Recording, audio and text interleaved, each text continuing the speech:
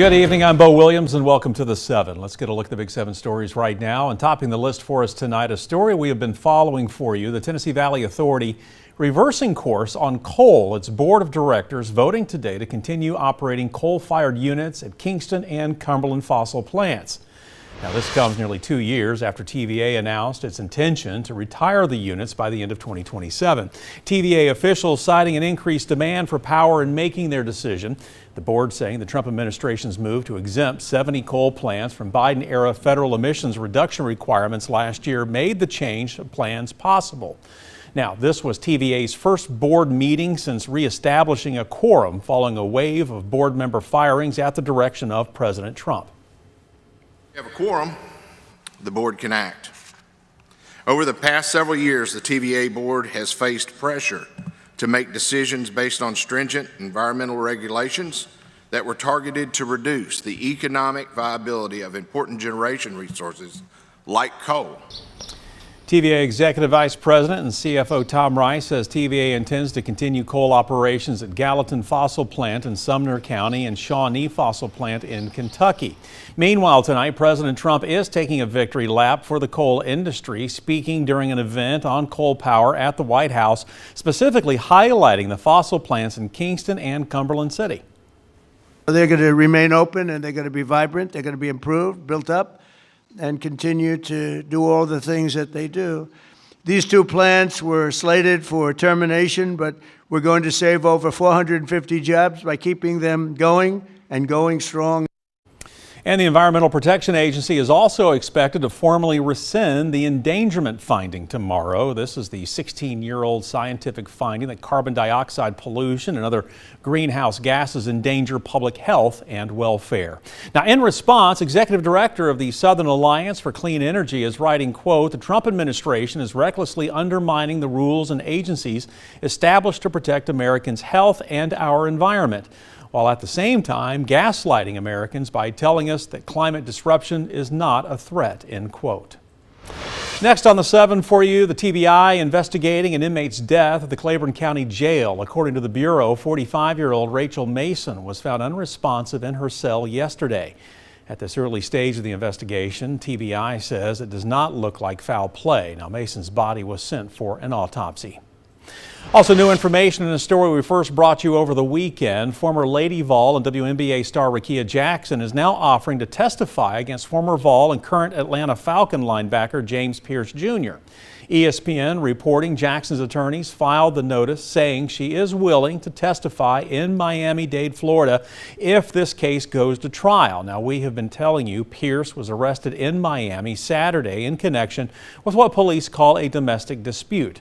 ESPN also reporting Pearce crashed into a car being driven by Jackson several times, also hitting a police officer while evading arrest. Pearce faces 2 felony counts of aggravated battery with a deadly weapon and a felony count of aggravated stalking. Other charges include fleeing and eluding police officers and aggravated battery of a law enforcement officer. Pearce has since been released on bond. His legal team, meanwhile, is saying that Pearce maintains his innocence.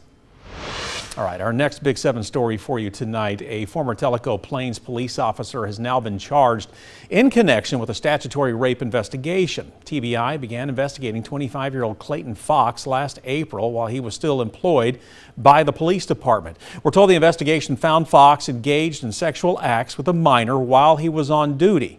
A Monroe County grand jury returned indictments against Fox today, charging him with 1 count of statutory rape, 1 count of official misconduct, and 2 counts of false reporting. At last update, Fox was in the Monroe County Jail on a $200,000 bond. Meanwhile, Tellico police are pledging transparency and accountability, adding that the department is cooperating with this investigation. Next for you tonight, the Labor Department released a new report showing that 130,000 jobs were created in the month of January. The department also revised its 2025 numbers, saying the economy added just 180,000 jobs. Now, the Labor Department previously said over 500,000 new jobs were created last year. The driving factors behind economic growth across the country are artificial intelligence as well as health and human services. Locally, nuclear power and an aging population has become a driving force of new investment and job opportunities, but not all sections are created equally. Manufacturing, we're seeing a dip. I saw financial services was also a dip. I saw that transportation and warehouses took a huge drop. That's probably because of the tariffs. That means that we're having less goods coming from abroad that need to be stored as inventory and then need to be shipped around the country. As we've reported, Amazon has already laid off workers at its Memphis facility. Meanwhile, here at home, we reported on the closure of DeRoyal and BSH plants in Campbell County, along with Edgewell Personal Care in East Knoxville.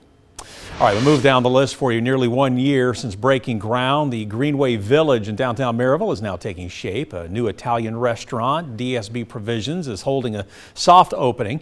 The developer of this new community says he hopes it becomes a destination for not only Maryville, but the greater Knoxville area. You know, last year we reported on the development of the Greenway Village and the plans to bring restaurants, short-term rentals, and businesses to the downtown Maryville area.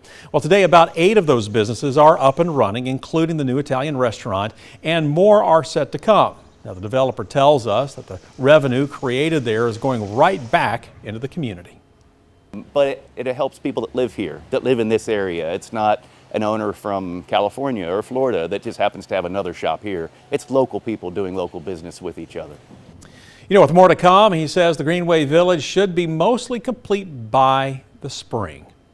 For our final Big 7 story for you, we're getting an inside look at the changes and upgrades at Lindsey Nelson Stadium ahead of Tennessee baseball's opening weekend. You know, just in time for the Vols opening day, the multi-year renovation has transformed the program's longtime home into what UT Athletics calls a premier college baseball venue. Now, notable upgrades include a wider concourse, as you can see, new third-level suites, club space, as well as additional chairback seating, expanded concessions and restrooms, a new press box, broadcast booths, and programmable LED stadium lighting. Tennessee Deputy Athletics Director Alicia Longworth says the improvements are all about elevating the fan experience with better seating and enhanced viewing areas throughout.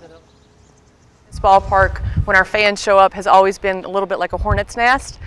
So keeping our fans on top of the field and on top of the action, similar to what's been done in Neyland, similar to what's been done in Food City Center.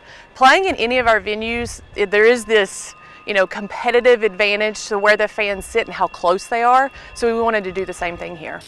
Longworth shares that the left field area is the main space that will look different this season. There is still some construction and work being done, but fans can expect even more progress throughout the year.